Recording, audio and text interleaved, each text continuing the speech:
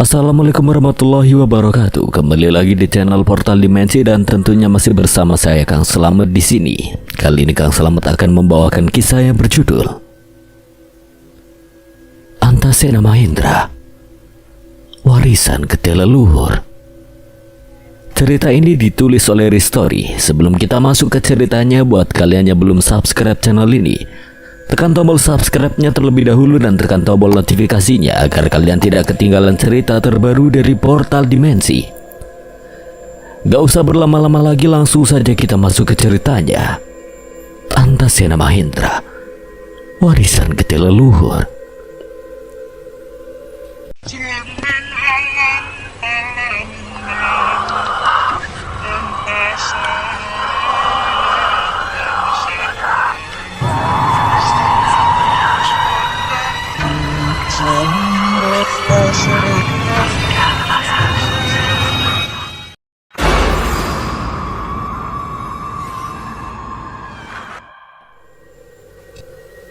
Dedemit-dedemit yang berkerumun di belakang Panji Ireng mulai mengeram rendah. Menunggu perintah, teriakan warga dari arah lain desa terdengar makin jelas, membuat situasi tak lagi bisa ditunda. Baharia melangkah setengah maju, sorot matanya tegas. Sena, Hasta, kalian pergi lindungi warga, jangan biarkan mereka jadi korban. Tapi Mbah, ini bukan waktunya membantah. Pedang Candraloka tidak boleh jatuh dan warga desa tidak boleh menjadi korban. Aswan mengepalkan tangan. Ia tahu jika tetap bertahan di sini, pertarungan akan terpusat pada Panji Ireng. Sementara di sisi lain desa, dedemit lain sudah mulai bergerak. Kita nggak punya pilihan, Tra. Itu keputusannya menyentuh. Tapi semua yang kalian lakukan akan berujung sia-sia. Serang. Sekejap puluhan dedemit yang tadi diam langsung melesat. Sebagian menerjang ke arah Mbah Arya dan Mbah Seno. Sebagian lagi menyebar ke jalur menuju desa. Tak akan aku biarkan kalian lewat begitu saja.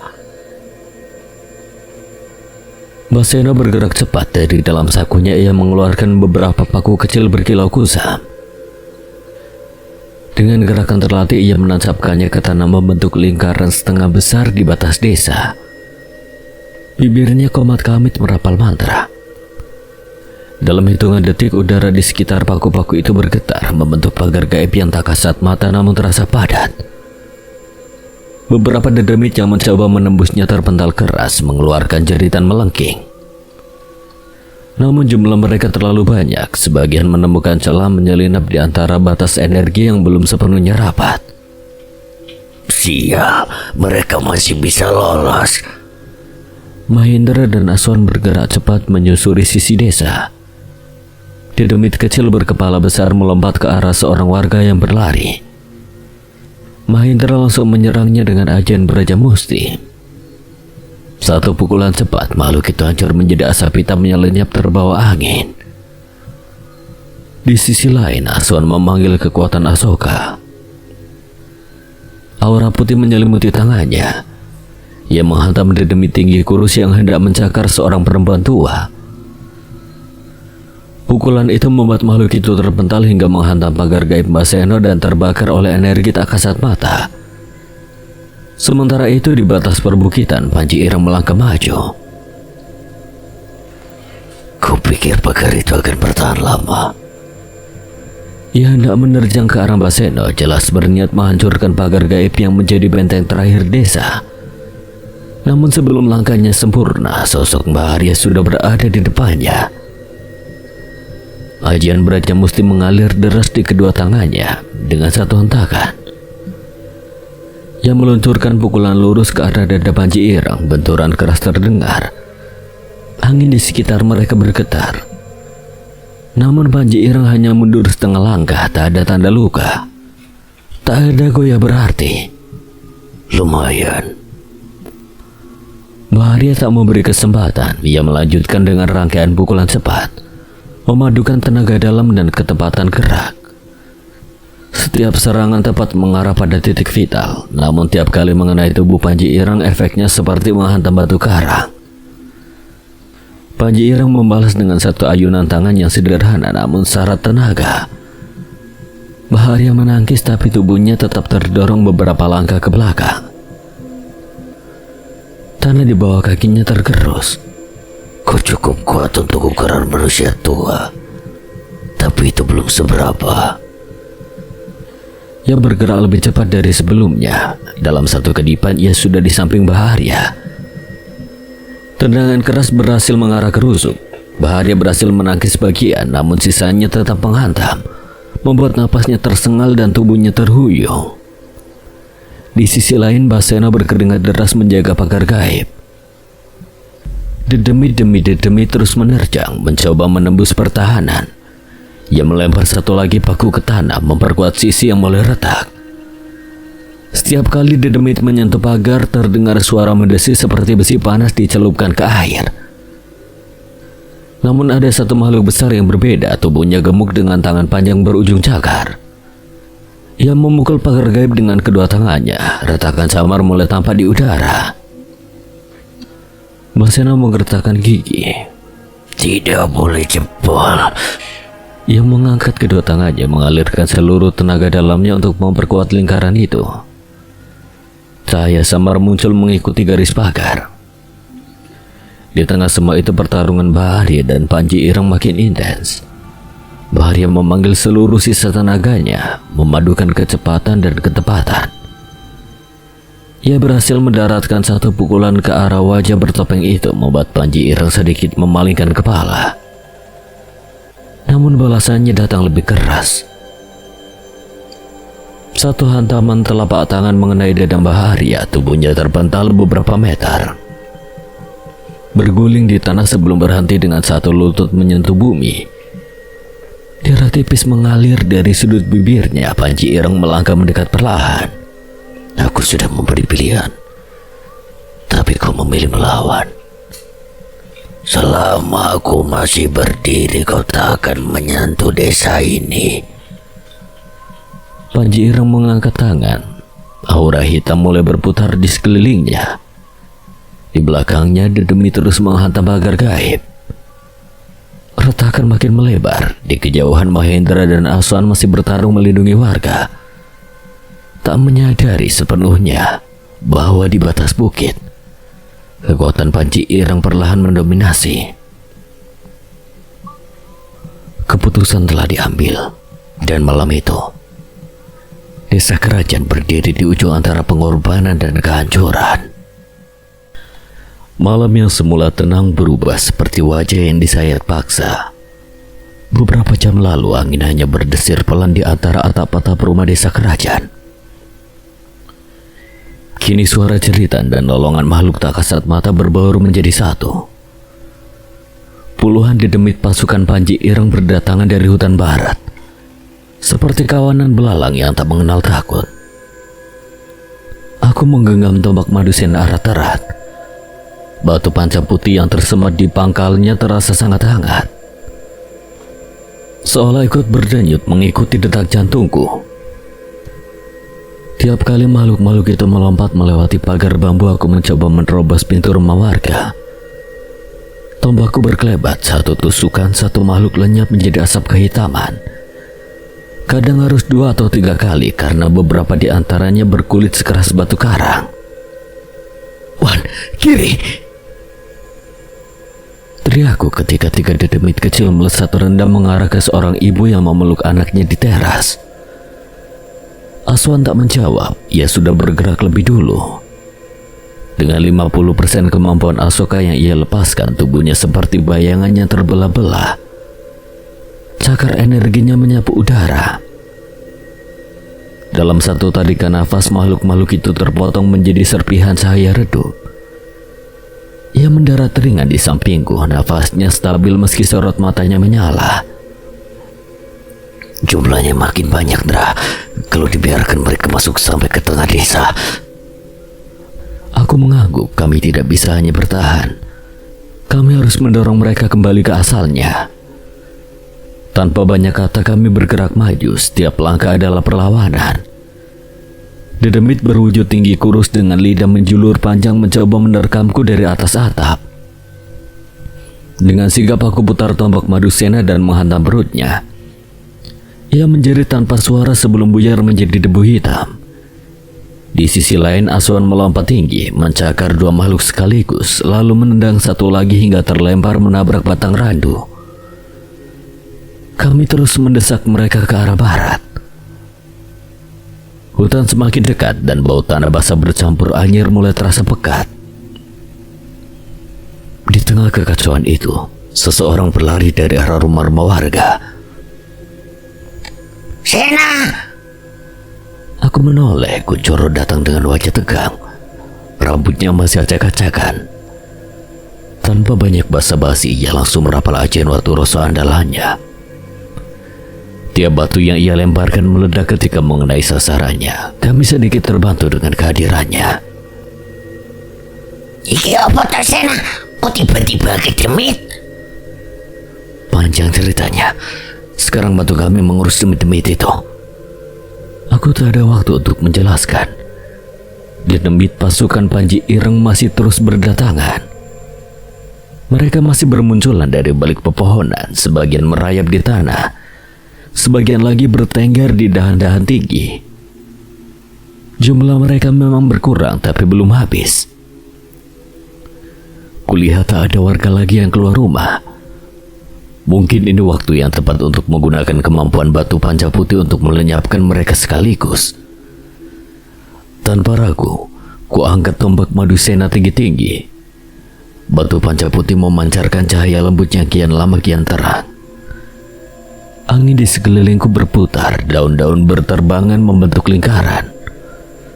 Aswan dan Kuncoro mundur beberapa langkah, memahami apa yang akan aku lakukan. Jangan ganggu warga desa kerajaan. Dengan satu hentakan ku tancapkan tombak itu ke tanah. Ledakan gelombang energi memancar dari titik tancapan, menjalar seperti riak air yang membesar. Tanah bergetar hebat, cahaya putih menyapu segala arah, menghantam dedemit-dedemit yang berdiri terlalu dekat.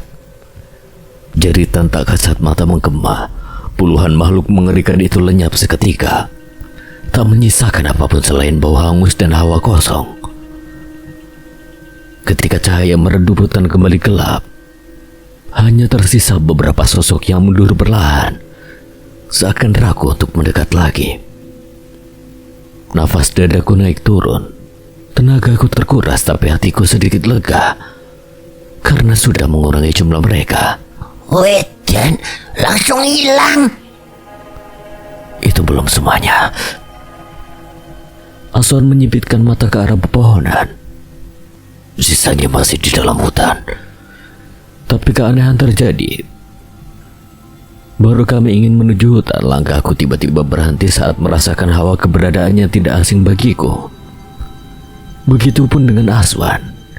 Instingnya juga pasti merasakannya. Kami saling tatap memperhatikan area hutan. Itu. Dari kejauhan di antara batang-batang pohon yang rapat, kilatan putih tampak meliuk-liuk. Bukan seperti cahaya biasa, ia bergerak cepat. Gesit seolah menari di kegelapan. Aku, Aswan, dan Kuncoro terpaku. Aduh, apa lagi itu? Kilatan itu semakin dekat, lalu berhenti beberapa meter dari kami. Dari balik bayangan dua sosok melangkah keluar. Aku tak mampu menyembunyikan senyuman ketika wajah mereka terlihat jelas. Siapa sangka kalau dirinya berada di sini. Satria.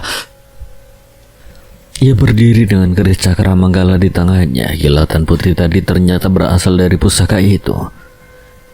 Di sampingnya Andaru ikut melangkah, wajahnya serius namun sorot matanya waspada. Kau selalu muncul di saat yang tepat. Yang di hutan sudah kami urus, sebagian besar pasukannya bersembunyi di balik pepohonan sudah kami hancurkan. Syukurlah, kami jadi tidak perlu repot-repot mengejarnya. Apa yang sebenarnya terjadi, Indra? Aku menjelaskan cepat tentang Panji Ireng, tentang serbuan dari bukit, tentang Mbah Arya dan Mbah Seno yang menahan mereka di perbatasan. Setiap kata yang keluar dari mulutku terasa berat karena aku tahu situasinya tidak sederhana. Panji Ireng. Jadi dia yang muncul. Kau tahu sesuatu? Aku sudah mengetahui keberadaan keris Jatiluhur.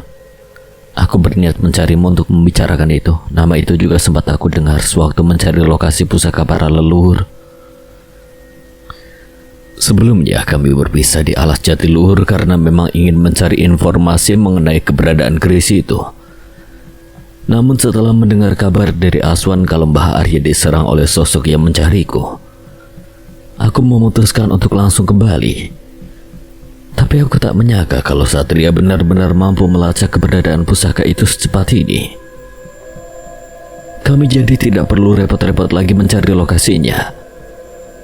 Belum sempat kutanya lebih jauh, tanah di bawah kaki kami tiba-tiba bergetar. Kami semua seketika menegang. Aku hampir lupa kalau semua ini belum selesai. Dari arah bukit cahaya kemerahan meledak di langit malam. Disusul gelombang energi batin yang begitu kuat hingga dadaku sesak. Angin berputar liar, dedaunan berguguran seperti hujan. Itu dari arah bahaya. Kita harus ke sana sekarang. Aku menggenggam kembali tombak Madusena, menatap Satria dan Andaru. Tak perlu banyak kata, mereka sudah mengerti. Malam belum selesai. Bahkan mungkin baru saja dimulai. Dan di atas bukit sana sesuatu yang jauh lebih besar dari sekedar pasukan dedemit sedang menunggu kami. Nafasku memburu bukan hanya karena lelah, tapi karena firasat buruk yang sejak tadi menggerogoti dada. Angin malam terasa lebih dingin di perbukitan, membawa sisa-sisa bau anyir dan hangus yang belum sempat hilang. Dari kejauhan kulihat sosok Mbah Seno terduduk di tanah, punggungnya membungkuk. Nafasnya berat seperti orang yang baru saja mengerahkan seluruh tenaganya. Pakaiannya kusut, keringat membasahi pelipisnya. Namun yang membuatku tertegun bukan hanya itu. Di hadapannya berdiri seorang wanita tua dengan rambut putih panjang tergerai. Tongkat kayu hitam di tangannya memancarkan energi hitam yang begitu dingin. Gerakannya lincah, bahkan liar. Setiap ayunan tongkatnya memecah udara dan menghancurkan makhluk-makhluk yang masih tersisa di lereng bukit. Dedemit yang tadi memenuhi tempat ini kini tinggal serpihan energi yang menguap perlahan. Eyang. Nyi Intan penunggu sendang mayit, eyangku sendiri, berdiri tegak seperti tak tersentuh usia. Sorot matanya saja menatap kegelapan, memastikan tak ada lagi yang berani mendekat. Dasar bocah-bocah goblok, kenapa kalian malah terpancing oleh manusia bertopeng itu? Kami tidak bisa membiarkan mereka menyakiti warga desanya. Lalu kau pikir itu menyelesaikan masalah? Aku tertegun bukan hanya karena kemunculannya yang tiba-tiba, tapi juga karena tak kulihat sosok Mbak Arya dan Panji Ireng. Pernyataan Nyi Intan membawa firasat tak enak. Aku segera menghampiri Mbah Seno dan berlutut di sampingnya. Mbah Arya di mana? Maafkan aku, Sena, aku tidak bisa membantunya. Maksudnya? Panji Ireng membawa Arya. Setelah Arya dikalahkan, dia dibawa sebagai sandera. Sialan, sebenarnya apa yang dia inginkan sampai melakukan hal sepengecut ini? Tujuannya jelas, ia ingin menukar nyawanya dengan pedang Candraloka. Kata-kata itu membuat darahku mendidih sekaligus mendingin dalam waktu bersamaan. Aswan mengepalkan tangan, aura asoka di tubuhnya bergetar tak stabil. Tak perlu berpikir panjang, kita kejar dia malam ini juga. Aku mengerti perasaan Aswan, tapi kami tidak bisa kalau mengejar dengan perasaan emosi seperti ini. Panji Ireng bukan lawan yang hanya memikirkan pertarungan. Ia bahkan memilih menyandera Mbah Arya untuk menukar nyawanya dengan pedang Candraloka. Aku yakin bisa saja dirinya sudah menyiapkan jebakan bila kami langsung bergerak tanpa rencana. Aswan memang tipikal orang yang sedikit temperamen, terutama yang berhubungan dengan keluarga. Ia hendak berbalik untuk langsung mengejarnya, namun ku tahan lengannya. Aswan, tunggu. Kenapa, Antara? Kau ragu untuk menyelamatkan Bahaya? Kita tidak tahu jebakan apa yang sudah dia siapkan. Kalau kita datang dengan amarah seperti itu, kau hanya akan terjebak dalam rencana yang disusun Panji Irang. Lalu kau mau apa? Apa kau hanya akan diam? Berpikir. Kita harus berpikir jernih. Perdebatan kami terhenti ketika suaranya Intan memotong, tajam dan penuh wibawa. Hei bocah kucing, perkataan saudaramu itu benar, jangan memperburuk keadaan. Aswan seketika terdiam setelah mendengar teguran dari Nyi Intan. Entah mengapa meski dalam keadaan amarah sekalipun, jika Nyi Intan yang sudah berucap kepadanya, Aswan tidak berani membantahnya. Eyang, kalian berhadapan dengan sosok yang bukan sekedar pendekar haus pusaka. Kalian berhadapan dengan bayangan masa lalu yang belum selesai. Kata-katanya membuat suasana semakin berat. Aku kembali menoleh pada Mbah Seno. Kemana Panji Irang membawa Mbah Arya? Besok malam ia ingin kalian menemuinya di petilasan Lawang Sukmo. Nama itu terasa asing sekaligus menggetarkan. Sebelum sempat kutanya lebih jauh, Mbah Seno menambahkan, Juna dan Arlingga mereka juga sedang menuju ke sana. Aku terdiam. Semua jalur seakan mengarah pada satu titik. Tiba-tiba Satria melangkah maju. Aku juga harus mengatakan sesuatu. Keberadaan keris Jatiluhur yang sudah kulacak keberadaannya berada di tempat yang sama, yaitu petilasan Lawang Sukma. Seolah takdir sengaja mempertemukan semuanya di satu simbol. Tempat itu pasti menjadi kunci untuk kami menyelesaikan permasalahan ini. Tapi Ndra, kamu tidak boleh menyerahkan pedang Candraloka begitu saja. Jika pusaka-pusaka leluhur itu menyatu di tangan yang salah, bencana yang datang tidak hanya menghancurkan desa ini, bisa jadi lebih luas dari yang kita bayangkan. Aku tahu. Tapi kita masih punya keris Cakra Manggala yang masih berada di tanganmu. Seharusnya rencana itu masih bisa terlaksana. Kita harus menyusun rencana setelah nyawa Mbah Arya terselamatkan. Belum sempat percakapan itu berkembang, Nyi Intan kembali bersuara. Kali ini lebih pelan namun syarat makna. Peperangan ini bukan sekedar perebutan pusaka. Ini terkait masa lalu. Masa lalu? Maksud Eyang? Panji Ireng dan kelompoknya bukan berasal dari zaman ini. Mereka datang dari celah waktu yang terbuka di Lawang Sukma. Tempat itu bukan sekedar petilasan, ia adalah gerbang yang menghubungkan alam yang terhubung dengan Sukma lintas zaman. Keris Jatiluhur yang menghubungkannya dengan darah penerus salah satu dari mereka yang membukanya.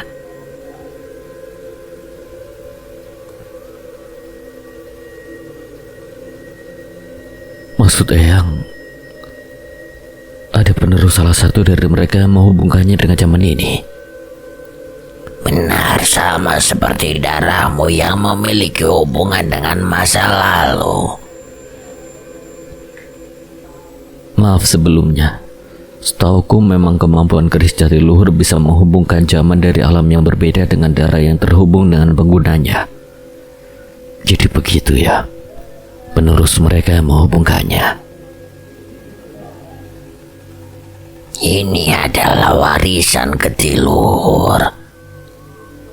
Warisan darah? Jatiluhur adalah garis darah yang membawa amanat. sekaligus kutukan. Ya, bukan hanya tentang keturunan, tapi tentang janji dan dosa masa lalu yang belum terselesaikan. Sejujurnya aku tak pernah menyangka ramalan lama itu benar-benar akan terjadi.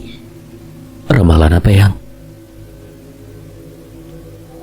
Dulu aku pernah mendengar tentang ini. Setelah kerajaan Astana Bumi berpindah tahta kepada Linggajaya, putra dari Prabu Kertabumi, peralihan itu tidak sesederhana yang tercatat dalam sejarah.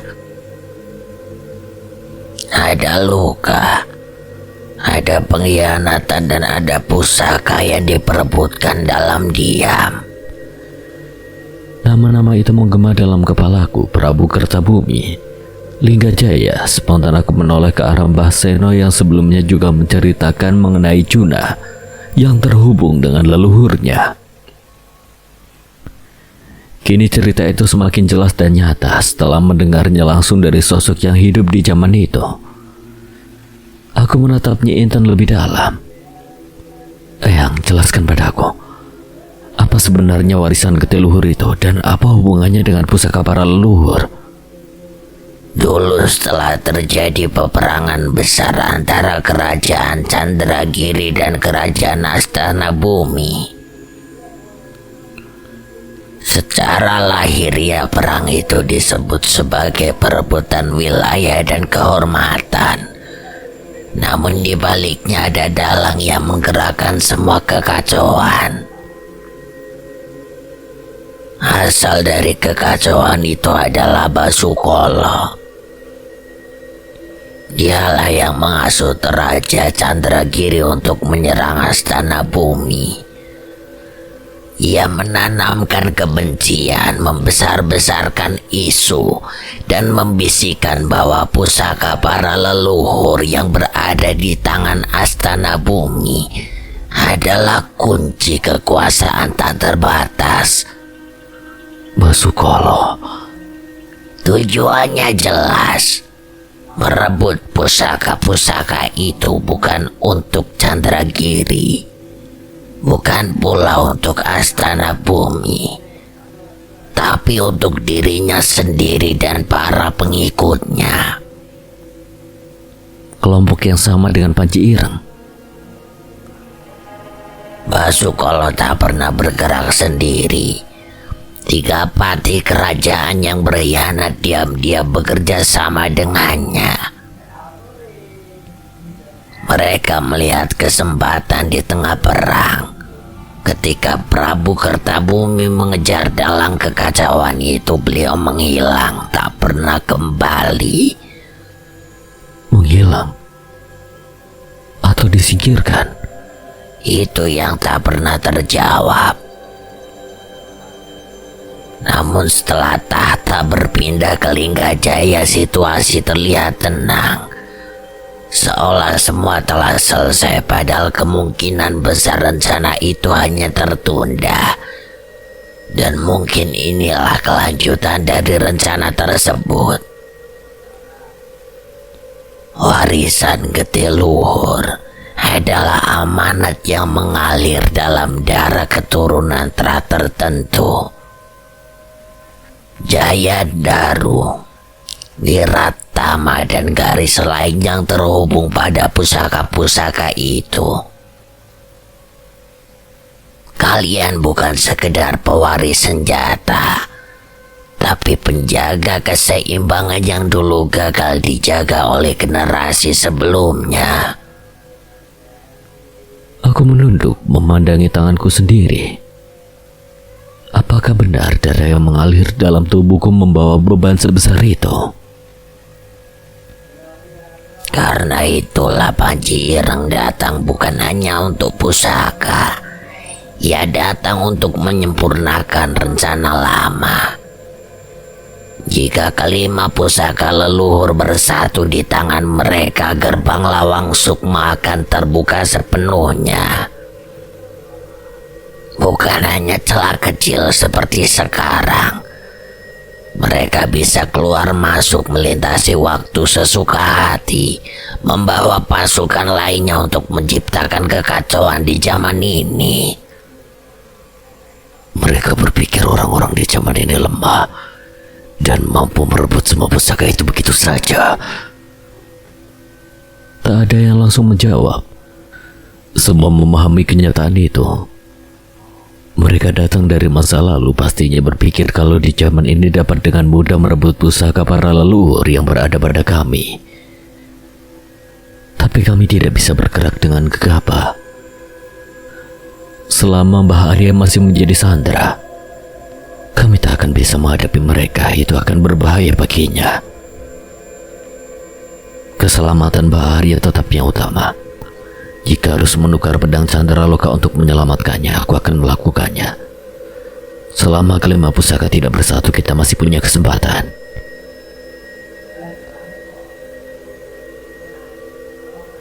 Nyi Intan menatapku lekat-lekat. Untuk sesaat kulihat kebanggaan bercampur kekhawatiran di matanya. Keputusan itu bukan tanda kelemahan. Tapi ingat, menyerahkan pusaka bukan berarti menyerahkan kendali. Maksudnya? Kalian tidak perlu mengalahkan mereka di sini. Cukup bawa mereka kembali ke alam tempat mereka keluar, ke ruang antara yang menjadi sumber kekuatan mereka. Di sana keseimbangan waktu akan bekerja sebagaimana mestinya. Jadi tidak perlu memusnahkan mereka. Tidak perlu. Mereka sudah menjadi bagian dari masa lalu yang seharusnya selesai. Jika kalian memaksa mengubah takdir mereka di zaman ini, garis waktu bisa retak. Yang perlu kalian lakukan hanyalah memastikan mereka kembali ke tempat asalnya dan menutup lawang sukma dari sisi ini. Setelah merebut semua pusaka kalian kembali. Aku mencoba mencerna semuanya. Jadi tujuan kami bukan kemenangan dalam arti biasa, melainkan pengembalian. Mereka seperti bayangan yang terseret keluar dari cermin. Tugas kalian adalah mendorong bayangan itu kembali ke dalam cermin lalu memecah pantulannya. Malam terasa semakin dalam di antara gelap dan sisa cahaya bulan. Aku menyadari satu hal, peperangan ini bukan tentang siapa paling kuat. Ini tentang siapa yang mampu memahami sejarah dan menempatkan dirinya di alur yang benar. Aku menggenggam tombak Madusena, merasakan denyut halus batu panca putih di dalamnya. Warisan getiluhur. Jika memang darah ini membawa amanat, maka aku tak akan lari darinya. Besok malam di Lawang Sukma, kita selesaikan ini bukan dengan amarah, tapi dengan kesadaran. Dan untuk pertama kalinya sejak malam mencekam itu dimulai, aku merasa tidak hanya berperang melawan musuh, tetapi juga melawan bayang-bayang masa lalu yang menunggu untuk ditutup dengan benar. Pagi hari di rumah sederhana milik Mbah Bajan tidak lagi sepi seperti biasanya. Matahari baru saja naik setinggi pucuk kepala, tetapi halaman rumah itu sudah dipenuhi beberapa warga desa. Suasana yang semula tenang berubah menjadi riuh oleh suara percakapan yang bercampur kecemasan. Juna dan Arlingga yang baru saja keluar dari kamar langsung menyadari sesuatu yang tidak beres. Di ruangan depan tampak kepala desa Kedung Rejo bersama beberapa warga tengah berbicara serius dengan Mbah Bajan. Wajah-wajah mereka tampak tegang, bahkan sebagian terlihat gusar. Ini tidak bisa dibiarkan, Mbah. Mereka harus bertanggung jawab. Mbah Bajan hanya menarik nafas panjang. Ia tampak serba salah. Warga desa meminta pertanggungjawaban Juna dan Arlingga yang semalam telah menyelamatkan seorang anak dari Bajang Kemit. Juna dan Arlingga melangkah mendekat.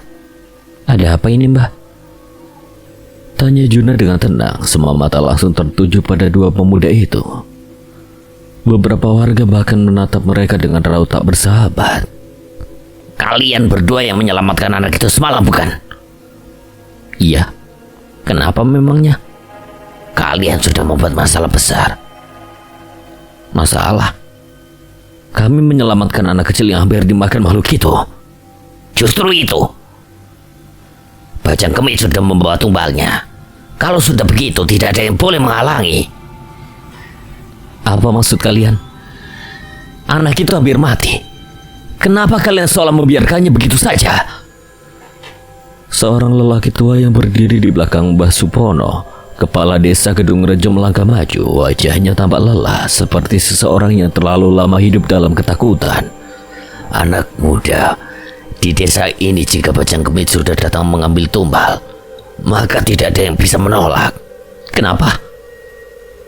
Karena jika dihentikan, maka malam berikutnya akan lebih banyak yang diambil.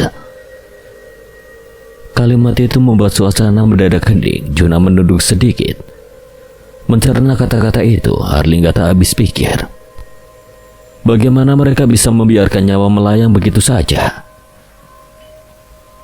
Seorang warga lain melanjutkan dengan suara bergetar. Sudah berkali-kali terjadi, tiap ada yang mencoba menggagalkan tumbal, Begu Ganjang akan datang lebih marah. Bukan satu nyawa yang diambil, tapi 2, 3, bahkan lebih. Jadi kalian membiarkan nyawa anak itu begitu saja? Tak ada yang menjawab, sebagian warga hanya menunduk. Juna memandang wajah-wajah di hadapannya. Ia melihat sesuatu yang lebih besar dari sekedar kemarahan. Ketakutan yang sudah terlalu lama tinggal di desa itu. Sebagai orang yang dulu sempat tinggal bersama warga desa Kedung Rejo, Juna mencoba menenangkan suasana. Ia melangkah maju 1 langkah. Saya mengerti. Arlingga menoleh padanya dengan heran. Juna menatap warga satu persatu. Sorot matanya tenang, namun ada wibawa yang sulit dijelaskan. Seolah ada sesuatu dalam dirinya yang berbicara lebih dalam daripada sekedar kata-kata.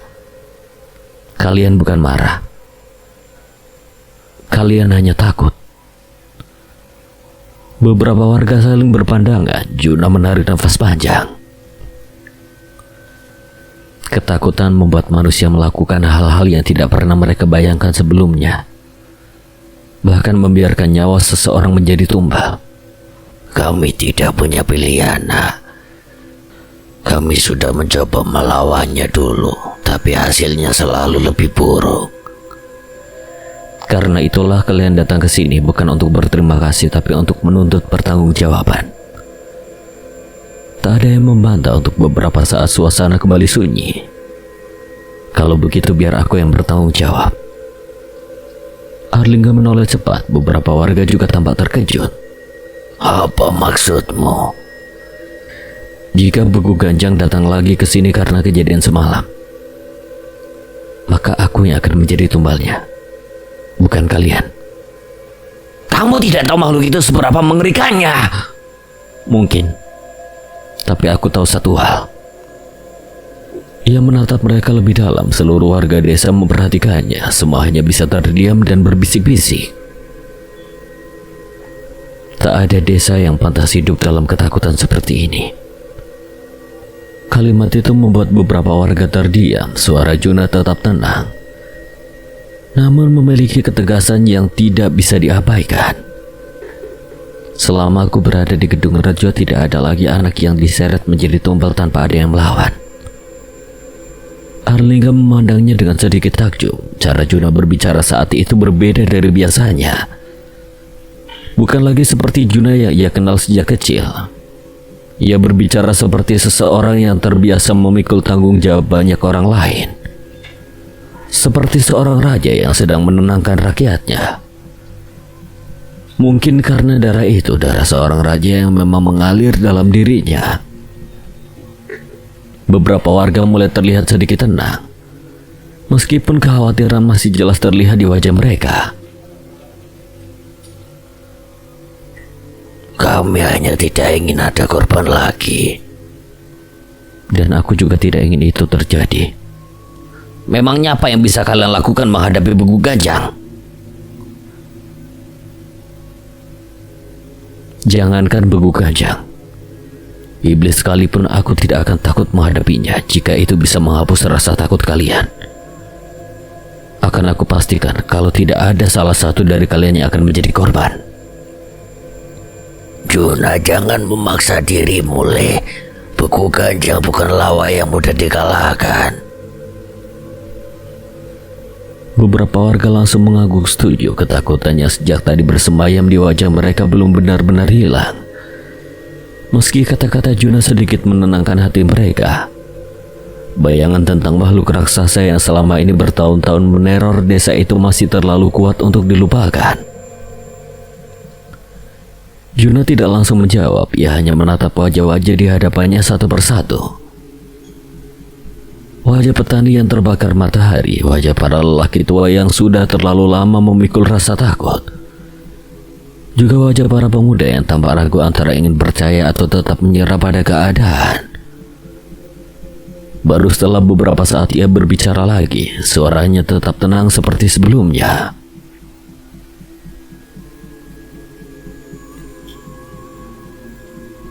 Aku tidak sedang memaksakan diri, Mbah. Ia berhenti sebentar lalu melanjutkan dengan nada yang lebih dalam. Aku hanya tidak ingin kalian terus hidup seperti ini.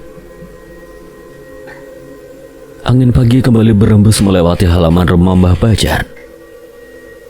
Suara daun-daun bambu di kejauhan berdesir pelan, seolah menjadi latar bagi percakapan yang sedang terjadi. Juna lalu memandang seluruh warga Kedung Rejo dengan sorot mata yang semakin tegas.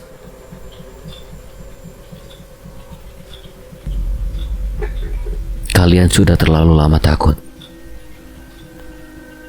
Ketakutan itu membuat kalian lupa pada satu hal yang paling penting. Apa maksudmu? Gusti Allah. Hanya dua kata itu yang keluar dari mulutnya. Namun entah mengapa suasana halaman rumah itu langsung terasa lebih sunyi. Kalian masih ingat kepadanya? Tak ada yang menjawab. Warga saling berpandangan seolah pertanyaan itu terlalu sederhana, namun sekaligus terlalu dalam untuk dijawab begitu saja. Kepala desa akhirnya membuka suara. Tentu saja kami ingat, kami juga berdoa. Lalu kenapa kalian lebih percaya pada ketakutan daripada doa kalian sendiri?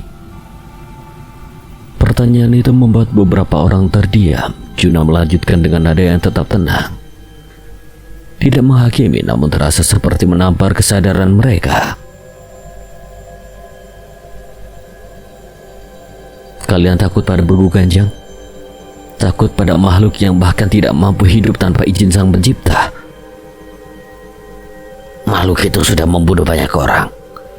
Dan kalian pikir Gusti Allah tidak melihat itu? Setiap makhluk di dunia ini memiliki batas. Tidak ada yang benar-benar berkuasa kecuali Dia yang menciptakannya.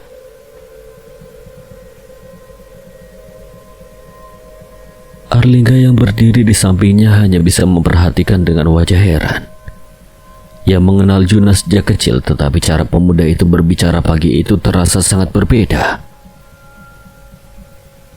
Kata-katanya tidak panjang, tidak berapi-api, namun ada keyakinan yang membuat siapapun sulit untuk membantahnya. Kalian tahu kenapa makhluk seperti Begu Ganjang bisa terus menakuti desa ini? Juna kembali memandang warga desa Kedung Rejo. Beberapa warganya menggeleng pelan. Karena kalian memberikannya kekuatan. Bukan dengan sesajen, bukan dengan tumbal, melainkan dengan ketakutan kalian sendiri. Apa maksudmu? Makhluk seperti itu hidup dari rasa takut manusia. Semakin kalian takut, semakin kuat pengaruhnya. Beberapa warga mulai terlihat gelisah mendengar penjelasan itu. Sebaliknya, iman adalah sesuatu yang tidak bisa disentuh oleh makhluk seperti itu. Ia menunjuk ke arah dari beberapa warga yang berdiri di depannya. Doa yang keluar dari hati manusia jauh lebih kuat daripada yang kalian kira. Seorang lelaki tua yang berdiri di belakang maju sedikit dengan wajah penuh keraguan. Kami hanya orang desa, kami tidak punya ilmu seperti para dukun. Justru itu, orang sederhana seringkali memiliki doa yang paling tulus. Tak ada yang berbicara, semua orang mendengarkan dengan serius. Setan pun takut kepada manusia yang benar-benar percaya kepada penciptanya, karena iman membuat manusia tidak lagi tunduk pada ketakutan. Angin kembali berhembus, kali ini terasa lebih sejuk. Beberapa warga yang sejak tadi terlihat tegang mulai mengendurkan bahu mereka. Kalian tidak perlu menjadi sakti. Kalian hanya perlu percaya bahwa Sang Pencipta tidak pernah meninggalkan kalian. Kalimat itu membuat beberapa orang menunduk dalam diam. Sudah terlalu lama mereka hidup dalam bayang-bayang makhluk yang menuntut tumbal.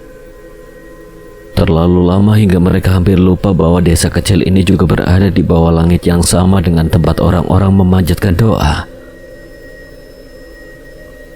Kalau kalian benar-benar bersatu dalam iman dan doa, tidak ada kegelapan yang mampu berdiri lama di Gedung Rejo.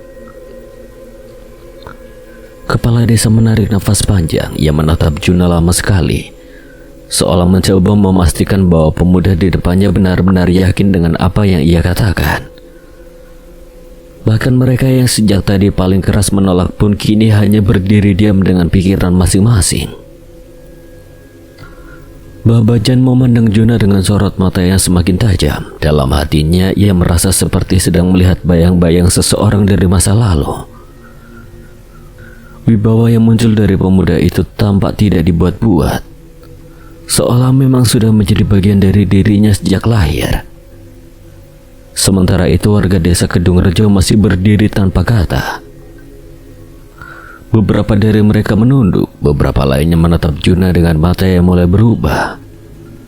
Bukan lagi hanya ketakutan, melainkan sesuatu yang sudah lama hilang dari desa itu. Harapan. Di halaman rumah Babajan, suasana mulai kembali tenang setelah warga desa membubarkan diri. Arlingga masih berdiri di dekat pagar bambu sambil memandangi jalan desa yang lenggang. Raut wajahnya menunjukkan bahwa ia masih memikirkan kejadian yang baru saja terjadi. Orang-orang itu benar-benar hidup dalam ketakutan. Babajannya duduk di bangku kayu mengangguk pelan, tangannya memainkan ujung sarung yang disampirkan di bahunya. Ketakutan bisa membuat orang menerima apa saja sebagai takdir. Tapi tetap saja, membiarkan anak kecil dijadikan tumbal itu keterlaluan. Belum sempat ia melanjutkan kata-katanya, Juna yang sejak tadi berdiri agak menjauh tiba-tiba memalingkan wajah ke arah ujung halaman. Sorot matanya berubah tajam di balik deretan pepohonan yang tumbuh di tepi jalan desa. Tampak sesosok bayangan berdiri diam seperti sedang mengamati rumah Mbah Bajan dari kejauhan. Begitu mata mereka bertemu, sosok itu langsung berbalik dan berjalan menjauh. Juna langsung mengenalinya. Tanpa berkata apa-apa, ia segera melangkah keluar halaman dengan langkah cepat. Juna. Namun pemuda itu sudah berjalan menjauh menyusuri jalan tanah menuju perkebunan di pinggir desa. Arlingga hanya bisa memandang heran. Kenapa dia tiba-tiba pergi? Sepertinya dia melihat seseorang. Siapa?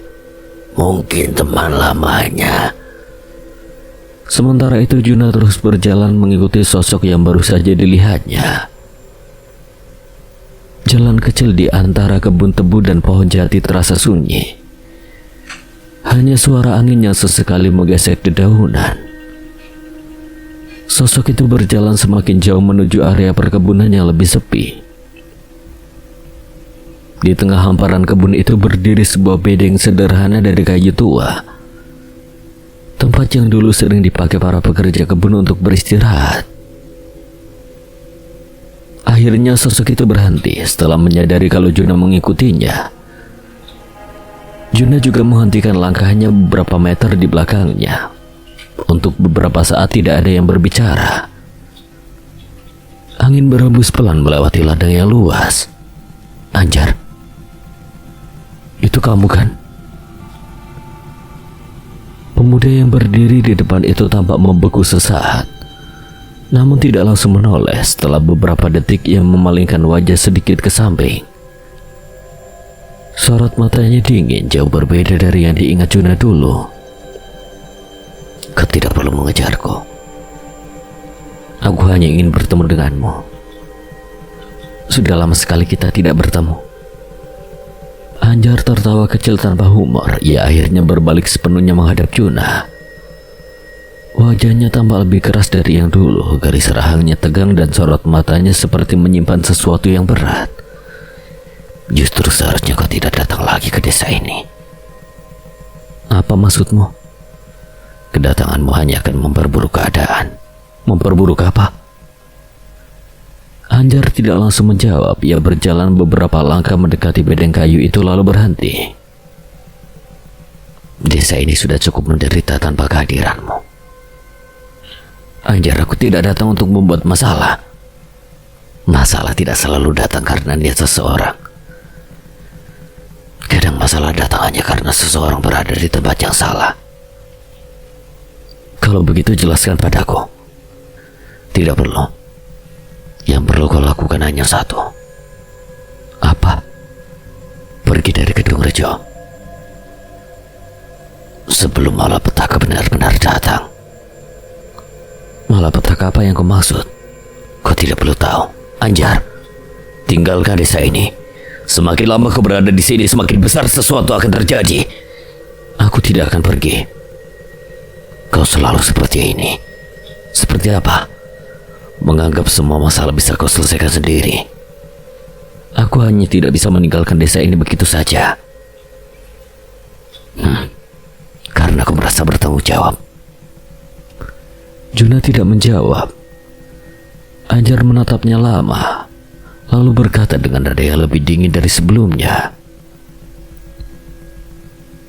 Kadang orang terlalu sibuk menyelamatkan orang lain, justru tidak pernah menyadari siapa yang ia tinggalkan di belakangnya.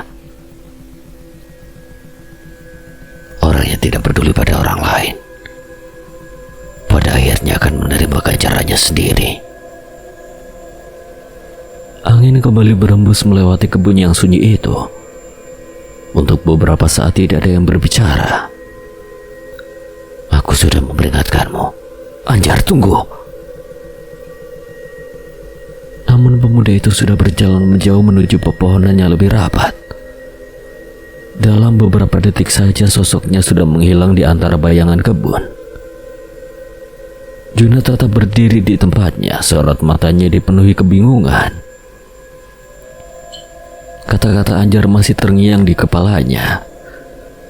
Tentang malapetaka yang akan datang. Tentang seseorang yang tidak peduli dengan orang lain. Dan tentang ganjaran yang harus diterima. Semua ini membuat Juna tidak bisa berkata-kata, padahal dirinya hanya ingin melepas rindu terhadap teman lamanya itu. Setidaknya menanyakan keadaan dan kehidupannya sekarang. Tapi justru mendapatkan perkataan dingin seperti itu.